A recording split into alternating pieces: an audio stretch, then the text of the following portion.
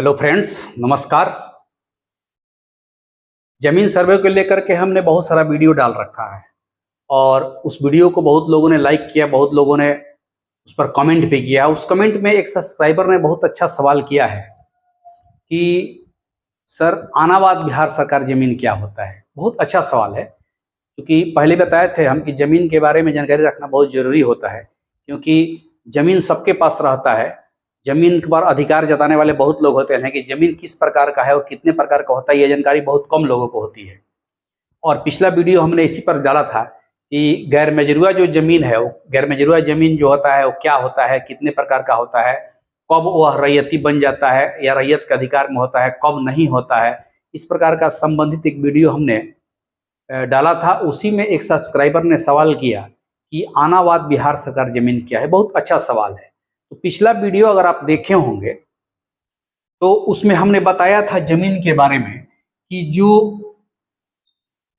जमीन होता है वह दो प्रकार का होता है। दो भाग में हम उसको बांटे थे कि एक जो होता है रैयती जमीन होता है और दूसरा होता है सरकारी।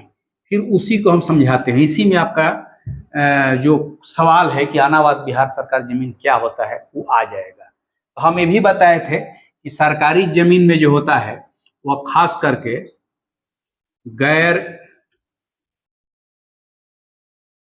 मजरूआ, ठीक है।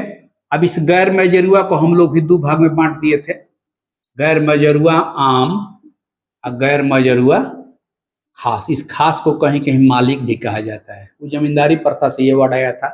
तो इतना तक का डिटेल वीडियो हमने पिछला वीडियो में बताया था और इसका डिटेल बता दिया था कि अगर इस तरह के जमीन पर आपका कब्जा है, आपका घर बना हुआ है, तो आपके नाम से सर्वे होगा कि नहीं होगा। इसका डिटेल वीडियो हमने डाल दिया है।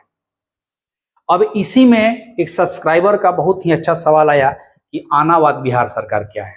देखिए, जैसे मान लीजिए कि कोई गैर मजरूआ जमीन आम हो, खास हो या किसी रैयत का जमीन है, मान लेते हैं। मान लीजिए कि जमीन सर्वे हो रहा है और सर्वे की टीम जब पहुंचती है किसी खास प्लॉट पर, तो उस प्लॉट पर अधिकार जताने वाला व्यक्ति है लेकिन उसके पास कोई पेपर नहीं है। एक बात हो सकती है, या उस जमीन पर अधिकार जताने वाला भी कोई नहीं है कि यह जमीन मेरा है। यह सरकारी जमीन भी हो सकता है और रैयती जमीन भी हो सकता है। मान लीजिए कुछ ऐसा जमीन है जिसका रैयती बहुत पहले यहाँ से माइग्रेट हो चुके हैं, कहीं दूर जा चुके हैं, अब उनके वंशज को भी पता नहीं है कि यहाँ पर मेरा जमीन है, और उस जमीन को कोई अन्य व्यक्ति अपने कब्जा में लेकर के उसको कृषि कार्य कर रहा है, जोत रहा है या घर बना कर रह रहा है। लेकिन सर्वे की टीम अगर मान लीजिए वहां जाती है तो वह व्यक्ति यही कहेगा कि यह जमीन मेरा है।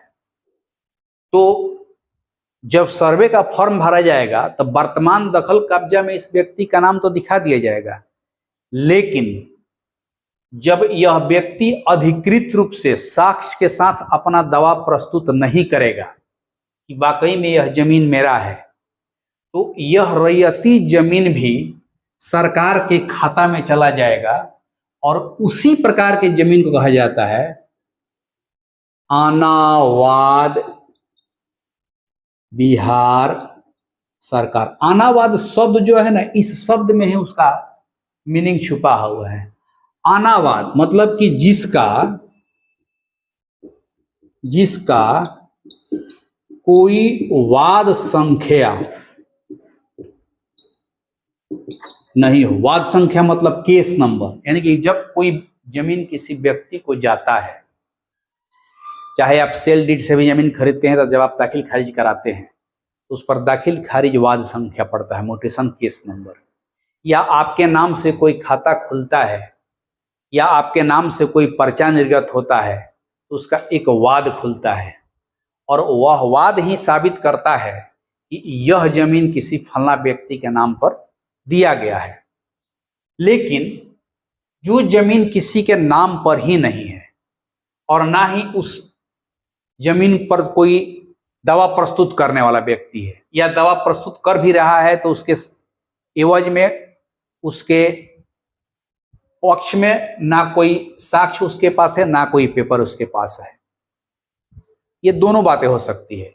अगर यह जमीन बिल्कुल ही लावारिस है तो निश्चित रूप से उसका कोई वाद नहीं खुला, कोई केस नंबर खुला हुआ, तो अनावाद हो गया। और तो जिस जमीन में किसी प्रकार का कोई अधिकार जताने वाला कोई व्यक्ति नहीं है, या अधिकार जताने वाला व्यक्ति है लेकिन उसके पास कोई साक्ष्य नहीं है, तो उस प्रकार का जो भूमि होता है वह अनावाद बिहार सरकार के खाता में दर्ज हो जाता है। गैर मजरूआ आम, गैर मजरूआ खास में भी ये जमीन हो सकता है। मान लीजिए कि गैर मजरूआ खास मालिक का जमीन है, वह जमीन किसी व्यक्ति विशेष के नाम पर दर्ज नहीं है, ना है उसका नाम से किसी पर्चा है, तो मैक्सिमम जमीन जो है वह गैर मजरूआ खास माहौल में अनावाद बिहार सरकार में चला जाए। मैक्सिमम सरकारी जमीन, चाहे भू हदबंदी से सरकार प्राप्त किया हो, चाहे भूदान से प्राप्त किया हो, जो किसी व्यक्ति विशेष के नाम पर बंदोबस्त नहीं किया गया हो, जिसका कोई वाद नहीं खुला हो, वो सारे के सारे जमीन अनावाद बिहार सरकार में आ जाएंगे। इसमें एक ऑप्शन रहता है कि कोई रैयती जमीन है और अनावाद बिहार सरकार में हो गया और भविष्य में कभी कोई उसका वास्तविक दखलकार आ गया और वह दावा प्रस्तुत कर रहा है, उसके पास साक्ष्य है, तो उसका प्रक्रिया है कि वह अंचलाधिकारी के यहाँ अपना दावा प्रस्तुत कर सकता है।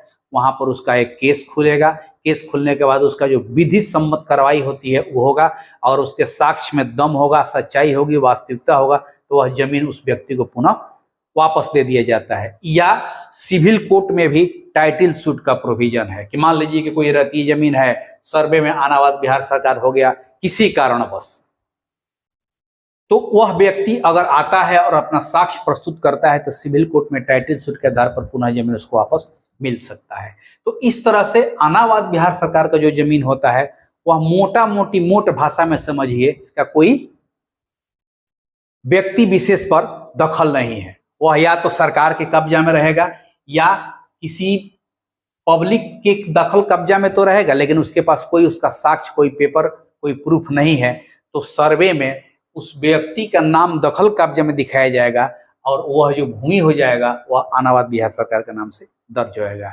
तो कुल मिलाकर के भूमि का निचोड़ यह हुआ कि एक वैसी भूमि जिसका कोई वाद नहीं खुला हो, वाद का मतलब कि किसी व्यक्ति विशेष के नाम पर कोई बंदोबस्ती नहीं की गई हो, किसी व्यक्ति विशेष के अधिकार में नहीं हो या अधिकार में है तो उसके पास कोई साक्ष्य नहीं है, तो इस प्रकार का रैयती जमीन भी अनावाद बिहार सरकार हो सकता है। और सरकारी जमीन मैक्सिमम अनावाद बिहार सरकार में चला जाता है, जिस पर किसी खास व्यक्ति का कोई कब्जा नहीं है, उसको बंदोबस्त नहीं किया गया, उसको विधि सम्मत कार्रवाई करते हुए उसको उपलब्ध नहीं कराया गया है, उसका भी कोई केस नंबर नहीं खुलता है, कोई वाद नहीं खुलता है, तो वैसे सारे जमीन भी अनावाद बिहार सरकार में चले जाते हैं। सरकारी जितने भी जमीन है वो सब अनावाद बिहार सरकार में है, जिस पर किसी का कोई कब्जा नहीं हो। खास करके खास माहौल की जमीन जो होते हैं, गैर मजरूआ मालिक या खास माहौल की जमीन जो किसी को बंदोबस्त नहीं किया गया है, वह सरकार के कब्जे में है, तो अनावाद बिहार सरकार के खाता में दर्ज हो जाता है। तो इस प्रकार से जो आपका गैर मजरूआ सरकारी जमीन हो या रैयती जमीन हो, अनावाद का मतलब यही होता है कि जब वह किसी व्यक्ति विशेष के अधिकार में नहीं है या व्यक्ति विशेष के अधिकार में है लेकिन उसके पास उसका कोई एविडेंस, कोई साक्ष्य नहीं है, तो उस स्थिति में वैसे जमीन वो अनावाद बिहार सरकार के नाम से दर्ज हो जाता है। तो बहुत अच्छा लगा कि आपने यह सवाल किया और हमको जितना जानकारी है उतना हमने ये बताया। अगर आप चैनल पर नए हैं तो चैनल को सब्सक्राइब कीजिए, लाइक कीजिए और बहुत लोगों को शेयर कर दीजिए ताकि जमीन से संबंधित जानकारी उनको मिलते रहे और हमको जैसे जैसे अपडेट मिलते रहेगा भूमि सर्वे को लेकर के, वैसे वैसे हम आपको इसका अपडेशन देते रहेंगे और वीडियो के माध्यम से आपको जागरूक करने का प्रयास करते रहेंगे। नमस्कार।